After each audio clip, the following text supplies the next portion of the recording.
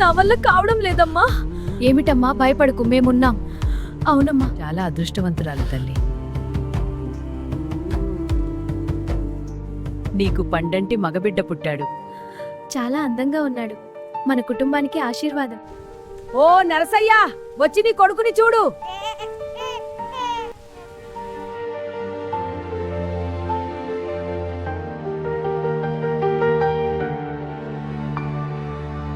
అది 1980వ సంవత్సరం తెలంగాణ ప్రాంతంలోని ఒక మారుమూల గ్రామం చెన్నకేశవాపురం.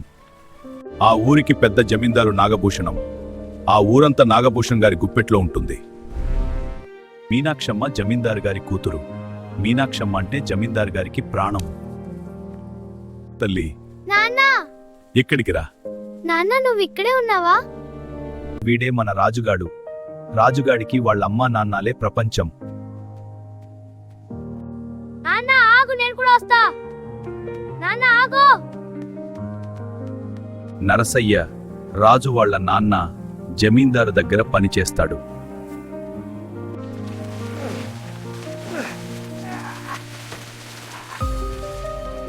రాజుకి మీనాక్షి అంటే చాలా ఇష్టం. కాని తనతో ఆడుకోవడానికి మాట్లాడడానికి వీలుపడదు. నాన్న, నేను మీనాక్షి అమ్మగారితో ఆడుకోవచ్చా? మనకి అంత అదృష్టం లేదయ్యా. ఎందుకు నాన్న? దొరగారికి తెలిస్తే చంపేస్తాడు.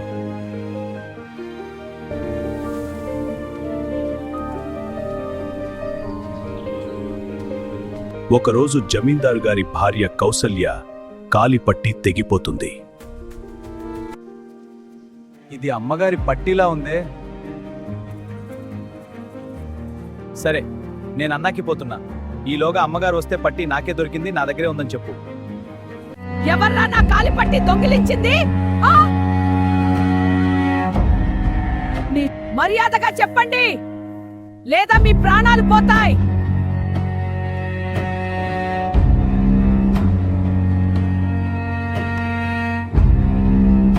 దొరగారు, ఆ నర్సిగాడి అమ్మగారి పట్టి దొంగతనం చేశాడు. వాణ్ణిప్పుడే ఇక్కడికి లాక్కురండ్రా. అయ్యా, దేవుడి సాక్షిగా నేను ఏ తప్పు చేయలేదు. నాకు వాకిట్లో దొరికింది. మీకు చెప్పేలోపే మీరు నన్ను పిలిపించారు. నా కొడక, నీకెంత ధైర్యం ఉంటే నా ఇంట్లో దొంగతనం చేస్తావురా? నమ్మండి దొరా, నేను నిజం చెప్తున్నా. నేను ఏ తప్పు చేయలేదు దొరా. నన్ను వదిలేండి, మీ కాళ్ళు మొక్కుతా పంచండి. అబద్ధాలు చెప్పొద్దు, నువ్వు దొంగవు. జమీందారు కొట్టిన దెబ్బలకి నరసయ్య చాలా దారుణంగా గాయపడి చనిపోతాడు.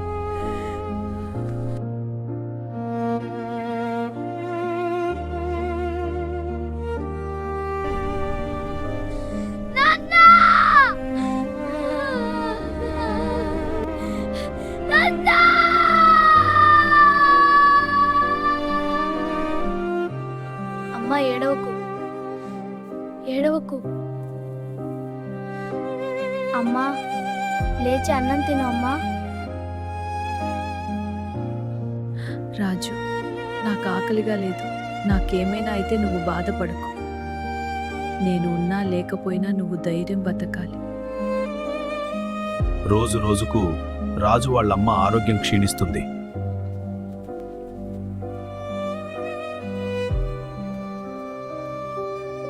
అమ్మా, లే. అమ్మా, అమ్మా, అమ్మా, అమ్మా.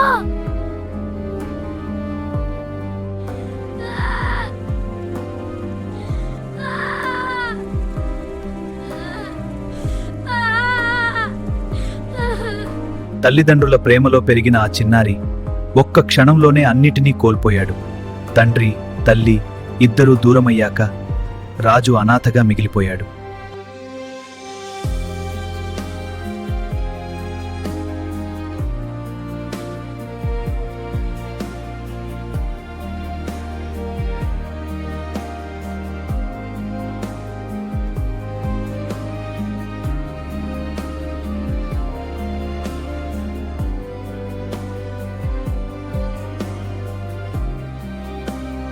తల్లిదండ్రులు లేని ఆ ఊరు రాజుకి ఇక తనది కాదు.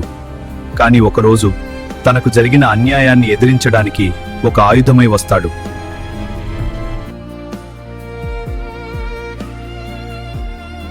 రోజు రోజుకి జమీందారు అరాచకాలు ఎక్కువయ్యాయి. కాని అదే అన్యాయం ఒకరోజు తిరుగుబాటుకు కారణమవుతుందని ఆ జమీందారికి తెలియదు.